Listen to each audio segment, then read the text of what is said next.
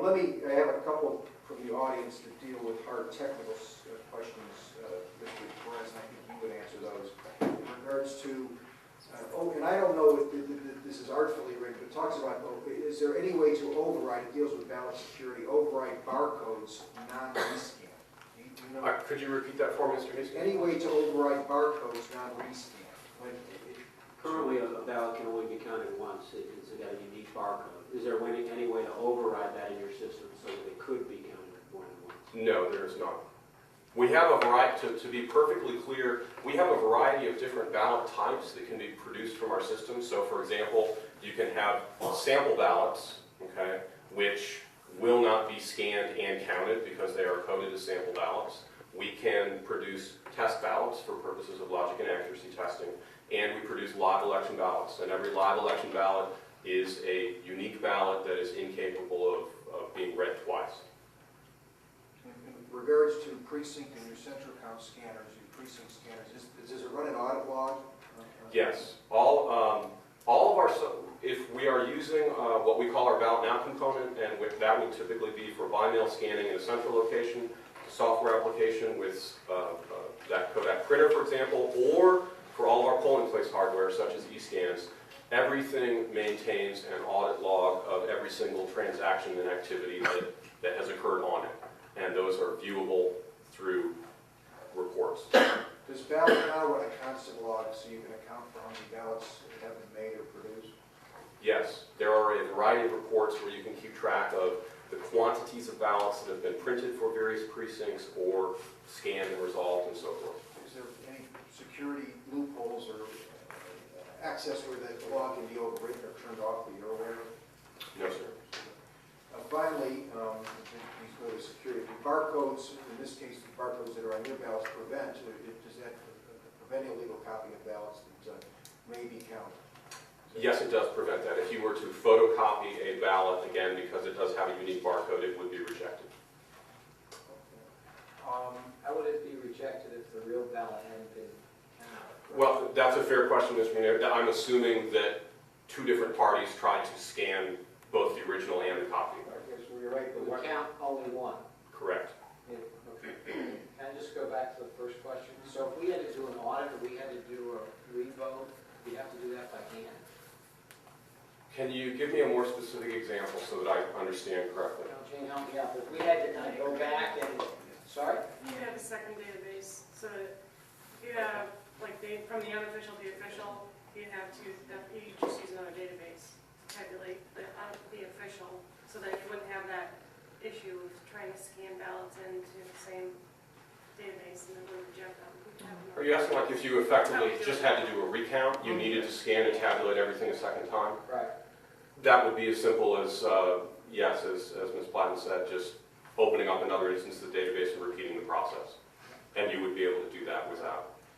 Is there a difference, and I think I know the answer to this question actually, there is a difference in your paper stock e-scan and the central scanner? Or no? No, we recommend the same official ballot stock for both of those purposes. Can I ask one of them? Absolutely. Does the technology that you would be implementing enable, is it possible to print out at the precinct easily a precinct result to be posted at the precinct if Ohio law or this board were so require, or would that require modifications? It would not. The standard firmware that exists on the paper scanning device at the close of polls, it is your choice whether you want to have enabled for a poll worker an option to print a tally report that would have results sorted by precinct, or at again, your choice at a more general level, it might simply report the number of ballots that were cast per precinct. Either way, we call one a detail report and we call the other a tally report, but that is available as part of the standard firmware. Thank you, Mr. Perez. I do have a question for our ES&S, probably it's a technical question coming from the same question sheet. In regards to any upgrades to the version of Nitty, I understand that there maybe some issues with some people that are interested in this, in outputting that information to Excel where the results can be more easily viewed and made sense of by by someone that wants to see those results. Have you had issues with that? There's no issues with that. The results are available to be exported into a standard format that can be imported into databases, Access, Excel, and you can create all the reports you want off of those. And you found those reports to be precise, concise, and able, easily read? You haven't heard the comments about unwieldiness or? No. Okay, thank you. Two questions really. One is the one I think you just heard me ask Representative from Hart, which is, does your technology allow there to be an easy step to print out a precinct report at the end of election day? Yes, those are part and parcel and the requirements of every voting system to be just federally certified. So we have options that allow that to even come out automatically upon poll closing. So it's as easy as closing the polls. And while you were answering the question about can the data be exported to a database, Excel or something like that, you were telling us yes, our technical staff in the back was shaking their head. They haven't been able to.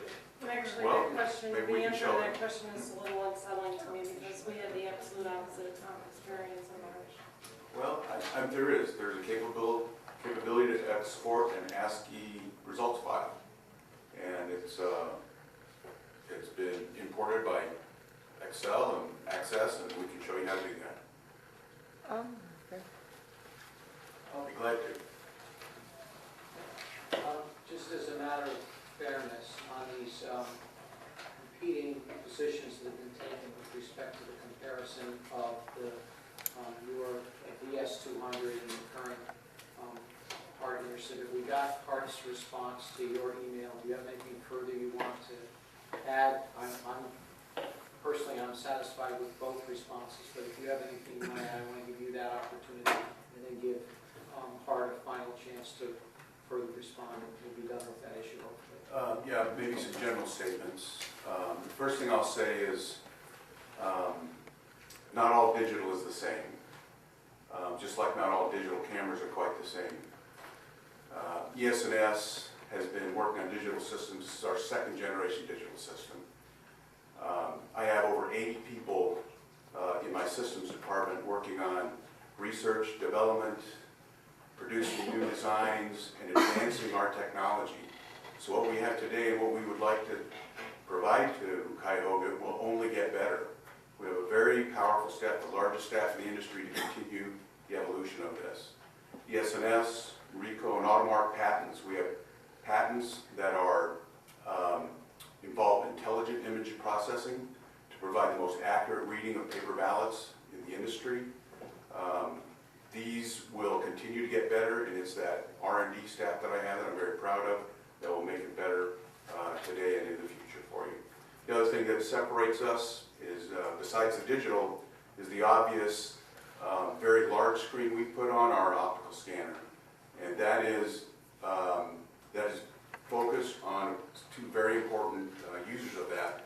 First, the voter, and the feedback that you can give, the rich feedback, the very easy, plain language that can be put on there with large screen, the kinds of contrast, the high resolution we have on that, serves both the voting public as well as those poll workers and the easy steps that they will be able to follow. So those things separate us, and digital is not the same as the next digital, and that's kind of general statement for you. Thank you. Okay, thank you. Thank you.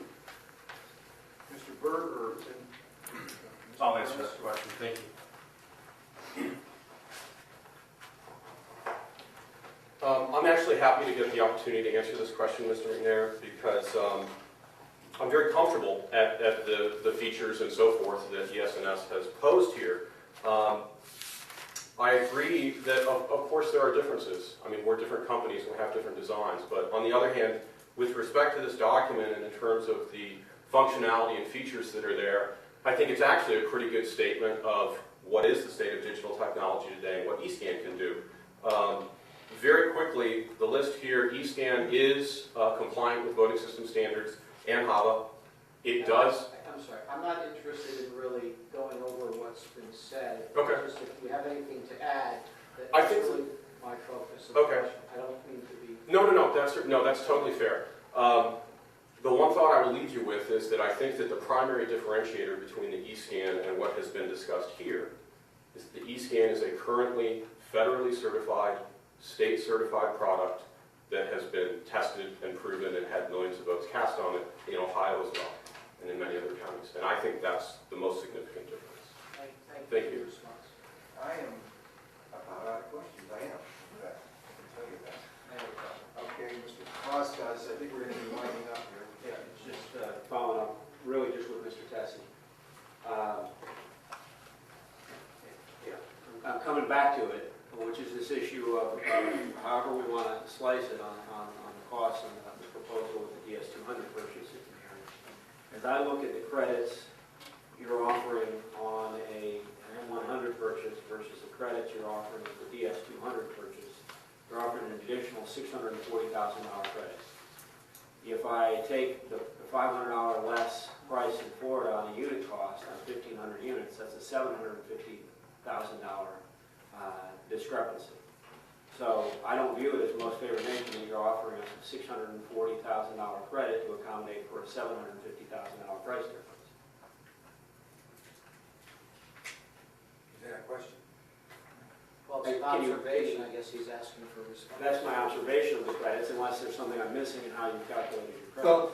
Well, I understand the approach you've used to come to that conclusion, and it is unfortunate that we need to, rent the Model 100s, initially.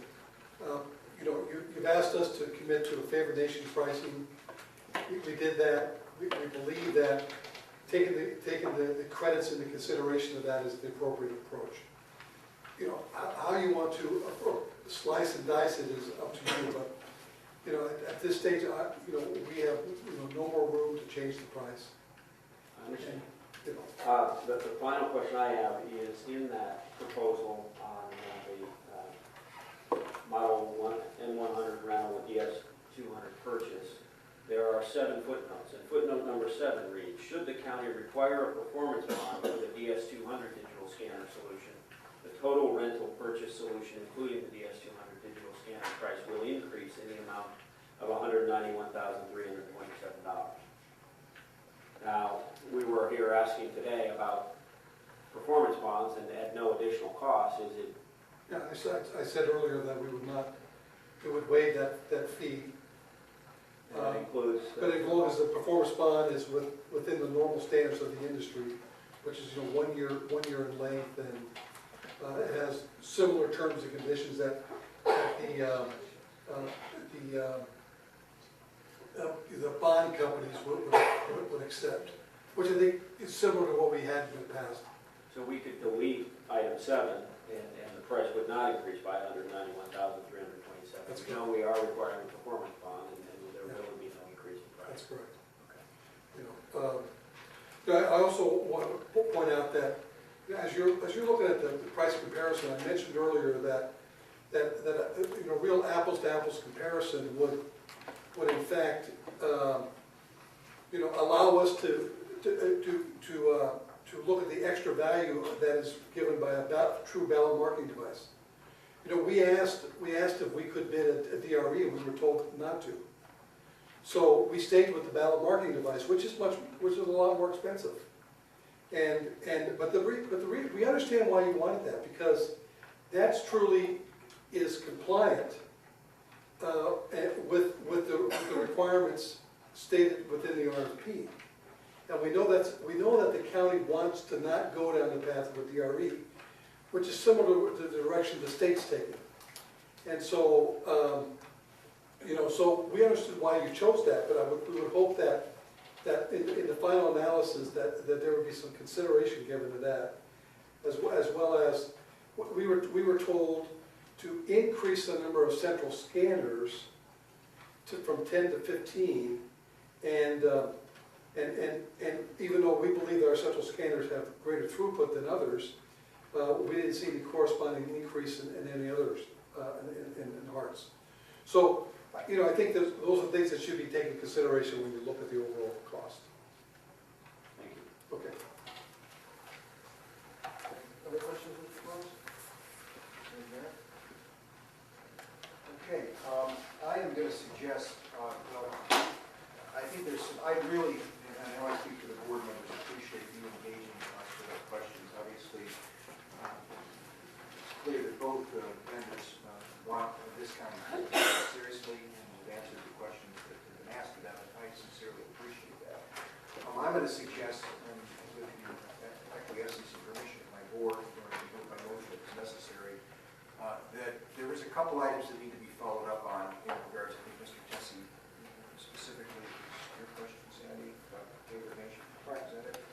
There's also some adjustments that would be made, I think, in the bottom line numbers that these vendors, I know Hart indicated that their increase was a 5% on their software, and that number would need to be adjusted down to 3%, right? So that would affect their overall number. I think Mr. Tessie made available that you could back out the numbers on delivery and acceptance charges if you choose to have your staff do that work. You know, I wasn't aware of that, but that, however, can be considered. I also, you made a number of representations to the board in response to questions this board asked about certain terms and conditions of the contract.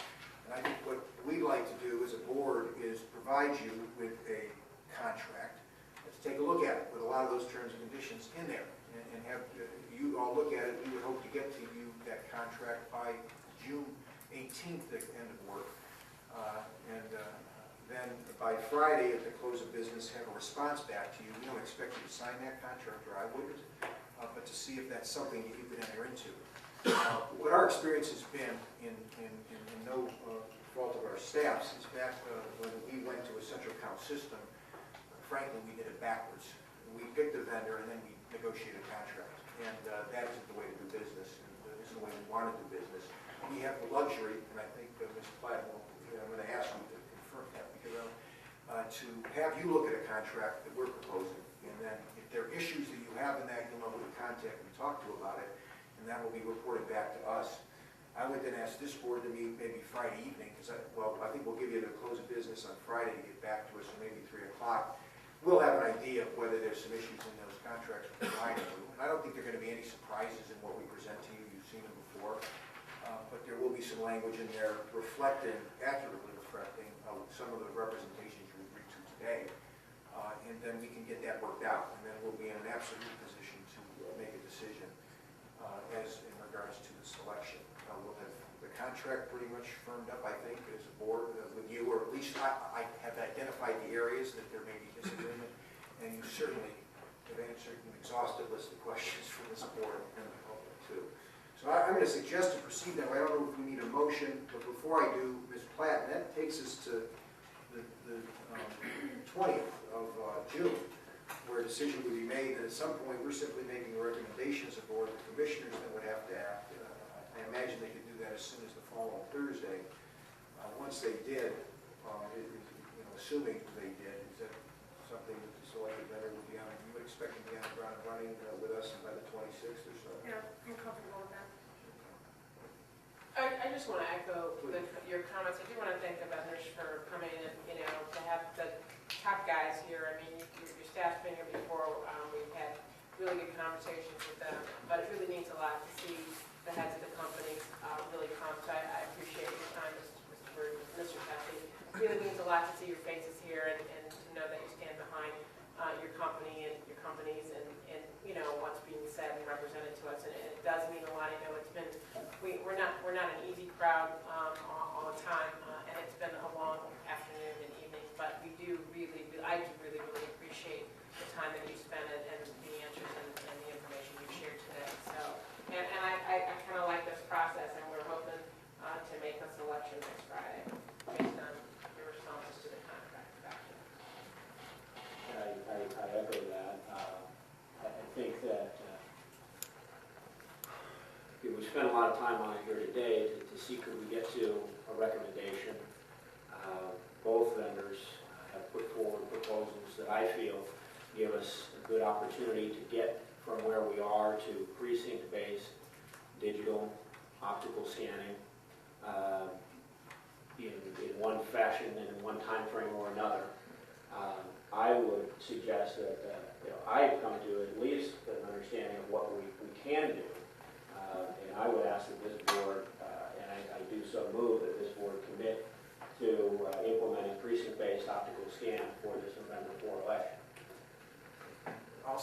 motion, Mr. Frost. If there's comment or question or discussion about it, I guess my question would be, is there a need or why is there a need for the motion and the vote? Well, there has continued to be discussion of the possibility of central count scanning being an option for this county in November. I would like to make it clear, we didn't go through this process here today in vain. We are moving forward. We've got two vendors that I feel were very responsive. And what we're planning to do next Friday is to decide one or the other. But what we know is we are committing to this board, as we already said, actually, in settling the ACLU lawsuit, that we are committing to place precinct-based scanners in the precincts this November 4th. It should not be a controversial one. Any other questions or comments from the board? I would just, comment that, I think that we have great proposals in front of us, but I never wanted to ever want to limit an option on this board. And I think, effectively, we are moving toward precinct-based in as much as our state legislature declined to lift the ban that would have permitted us to use single count scans. But I think we should always preserve all options that are open to us, and I appreciate the motion, but I won't be able to support it. Ms. McNair? I just want to thank you all for coming. I know it was a big effort, and I appreciate your answers. I think as part of what the chairman spoke about earlier, during the intervening time after you get the contracts, our council will be available for that 48-hour period to answer any questions, and you should feel free to call. Thank you. And just one thing for the board members here in your calendars before I take a roll call and vote, is 5 o'clock on Friday work for the board to be here? Glad works and Mr. McNair is looking. That's the 20th, right? Yeah, 5 o'clock's good. Okay, that 5 p.m. and we'll get Sandy done. Should be okay. Thanks so much.